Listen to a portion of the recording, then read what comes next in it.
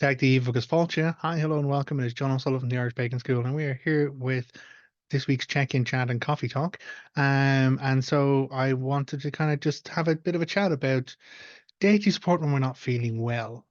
But before we do that, I'd like to pop on into the links below on this content, and you will find an invitation to join our mailing list. But I'd also like you to pick up a free resource that's available from us called the Three Pillars of Irish Paganism. And so it is a breakdown of the kind of three structures or the three kind of mentalities or the three kind of processes to kind of get you going on your path and your journey to Irish spirituality. And you can find that at irishpagan.school/3 days. So, as I said, the topic today is to talk about really deities and deity support when we're dealing with matters of ill health. So, with beverage on board, I have had a significant impact to my health quite recently, and I had the privilege to be able to go to a hospital and to check into a hospital. And so I spent a couple of days in there with pretty much some intensive early care and then some ongoing care before they could safely release me. Now, as I said, privilege, it wasn't a joy. I'm not one for being very comfortable about my medical health. It is a challenge for me, both mentally and emotionally, because that I grew up with someone with significant illness in my family, and it has had a knock-on impact in my approach to my physical health. Um, but I'm very grateful and privileged that I could have access to the medical needs, the medical supports, go to a doctor, go to a hospital, get checked in, and get what I need to get done. I'm still not 100%, but I am recovering at the moment. But it really kind of brought to mind, um, in the time where I was pretty much stuck in a hospital, not able to engage with community, not able to engage with everything else, not able to go out and be physical and move around. Um, in a period of forced sedentary or forced stillness, um, where did I go? What did I do? And, again, I did a lot of reading. I worked on, my own calmness and my own centering of self. And it brought up that whole Stoic philosophy of mine. So, I've done a video about being a Stoic pagan, or being a resolute pagan.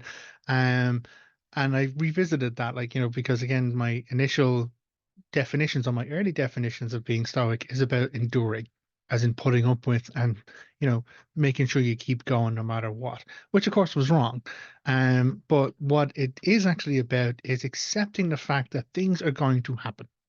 There are things outside of our control that are just going to happen to us. The concept in the Stoic philosophy is called logos, Logos. And it's just that things are going to happen. I can't control that it is or isn't going to happen or what will happen tomorrow. All I can do is choose how I react to any given thing that happens to me, and then take actions based on that to go forward. And that's really where I was stuck. I was in that moment of like, okay, well, this has happened. I have this ill health circumstance. I'm now in a hospital. I can't change the fact that I'm in. Well, okay, I could have changed the fact by just leaving the hospital, but that wouldn't have resolved the issue. Um, so I had to kind of get through it, but I had to then change my mindset around how I approached it. It has happened. How do I be still?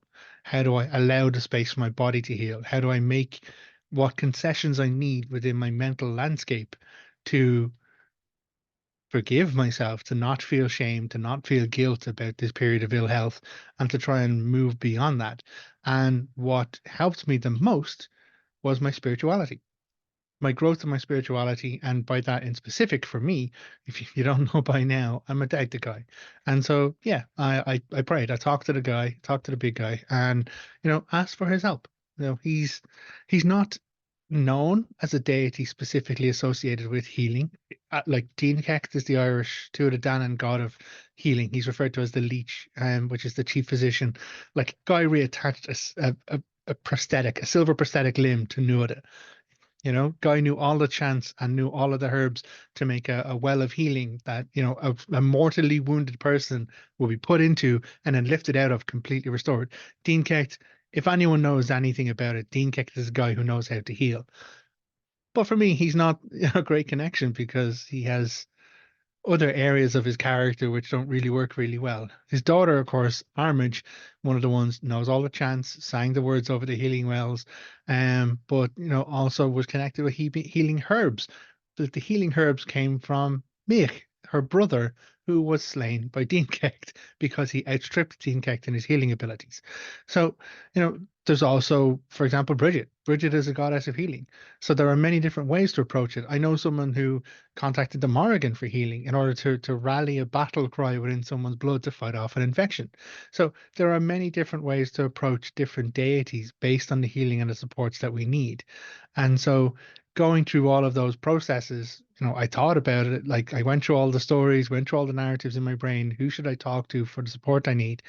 And for me, it came back to the strongest and best relationship I had, which is to the Dagda. He's known as the good God, not because he's morally good, it's because he's good at fucking everything. And so it gave me the space to accept where I was and to allow for the emotional elements of it as well. And that was the chief challenge, to make sure that I could process my grief for the fact that, I wasn't physically strong as I would want to be or physically as healthy as I'd want to be. Process my pain, and allow for that to be up on me, but then also know that I'm not defined by my pain and allow that to move in that way as well. But what the bridging between the philosophy of the Stoic and the spiritual elements of being a Dagda guy really comes down to that active part. Things are going to happen to us. As much as we can plan, as much as we can prepare, as much as we can kind of like ready ourselves, there's always going to be something that can happen to us or does happen to us. And in that process, all we can do is choose how we move forward from that moment. But it's the action that follows that is where it becomes important.